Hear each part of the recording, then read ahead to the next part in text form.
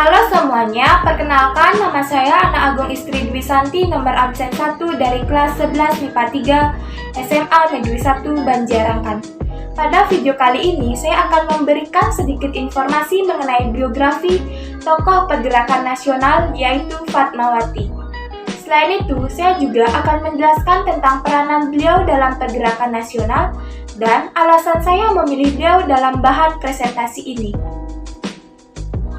H.J. Fatmawati adalah istri dari Presiden Indonesia pertama Soekarno.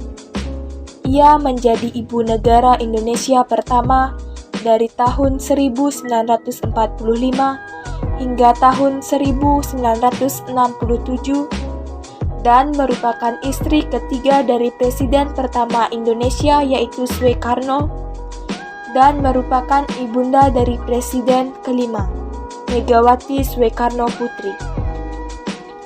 Ia juga dikenal akan jasanya dalam menjahit bendera pusaka Sangsaka Merah Putih yang turut dikibarkan pada saat upacara proklamasi kemerdekaan Indonesia di Jakarta pada tanggal 17 Agustus 1945.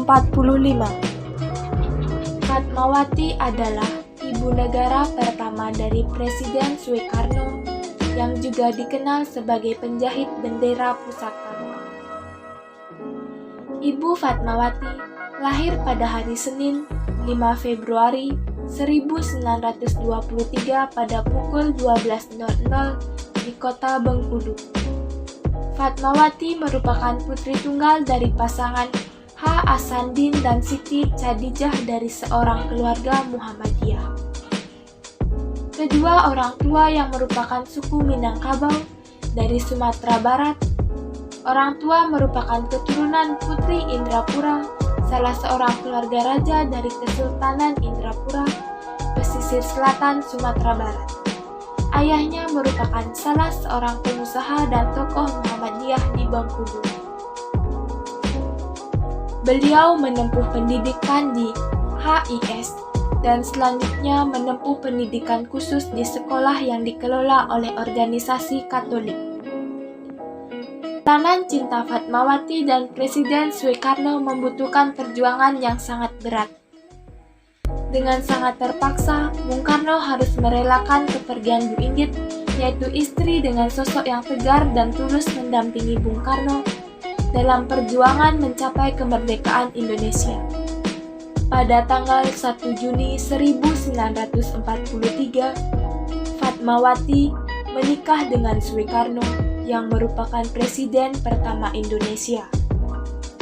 Dari pernikahan itu, ia dikaruniai 5 orang putra dan putri, yaitu Guntur Soekarno Putra, Megawati Soekarno Putri, Rahmawati Soekarno Putri, Sukmawati Soekarno Putri, dan Guruh Soekarno Putra. Setahun setelah pernikahan itu, Jepang menjanjikan kemerdekaan untuk Indonesia. Bendera merah putih juga boleh dikibarkan dan lagu kebangsaan Indonesia Raya diizinkan berkumandang. Fatmawati kemudian berpikir bahwa memerlukan bendera merah putih untuk dikibarkan di Pegangsaan 56. Pada waktu itu tidak mudah untuk mendapatkan kain merah dan putih di luar. Barang-barang bekas impor semuanya berada di tangan Jepang. Dan kalaupun ada di luar, untuk mendapatkannya harus berbisik-bisik. Berkat bantuan Shimizu yang merupakan orang ditunjuk oleh pemerintahan Jepang sebagai perantaran dalam perundingan Jepang-Indonesia, Ibu Fatmawati akhirnya mendapatkan kain merah putih. Shimizu mengusahakannya lewat seorang pembesar Jepang yang memimpin gudang di pintu air di depan ex-bioskop Capitol. Bendera itulah yang berkibar di Pegangsaan Timur saat proklamasi kemerdekaan Indonesia. Ibu Fatmawati menghabiskan waktunya untuk menjahit bendera itu dalam kondisi fisik yang cukup rentan. Pasalnya, Ibu Fatmawati saat itu sedang hamil tua dan sudah waktunya untuk melahirkan putra sulungnya, Guntur Soekarno Putra. Tak jarang ia menitikkan air mata kala menjahit bendera itu. Menjelang kelahiran Guntur, ketika usia kandungan telah mencukupi bulannya, saya paksakan diri untuk menjahit bendera merah putih. Saya jahit berangsur-angsur dengan mesin jahit singer yang dijalankan dengan tangan saja.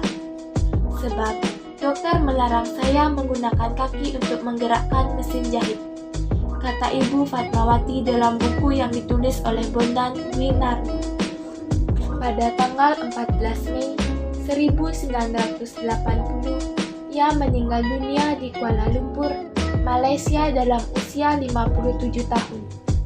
Karena serangan jantung ketika dalam perjalanan pulang umroh dari Mekah yang kemudian dimakamkan di Karet Bifak, Jakarta. Nama Fatmawati diabadikan dalam Bandara Udara Fatmawati Soekarno di Bengkulu dan RSUP Fatmawati di Jakarta Selatan, DKI Jakarta. Nama stasiun MRT Fatmawati, salah satu stasiun MRT Jakarta, diambil dari nama RSUP Fatmawati yang berada di dekat stasiun.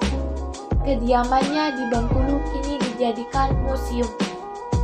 Alasan saya memilih tokoh pergerakan nasional Fatmawati karena saya tertarik dengan kisah beliau yang merupakan sosok perempuan yang mewakili citra perempuan Indonesia, yaitu berani, visioner, dan cinta tanah air. Selain itu, beliau juga dikenal akan jasanya dalam menjahit bendera pusaka sangsaka merah putih yang dikibarkan pada upacara proklamasi kemerdekaan Indonesia di Jakarta pada tanggal 17 Agustus 1945. Beliau membuat bendera merah putih menggunakan jarum dan seutas benang untuk dikibarkan di tanah air. Oleh karena itu, kita perempuan Indonesia harusnya terus memperjuangkan dan meneladani semangat dari Ibu Fatmawati. Jadi, untuk menyukseskan tugas sejarah Indonesia, saya mengangkat beliau untuk dibahas.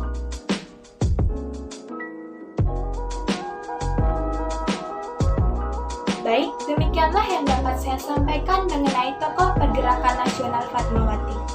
Bye-bye!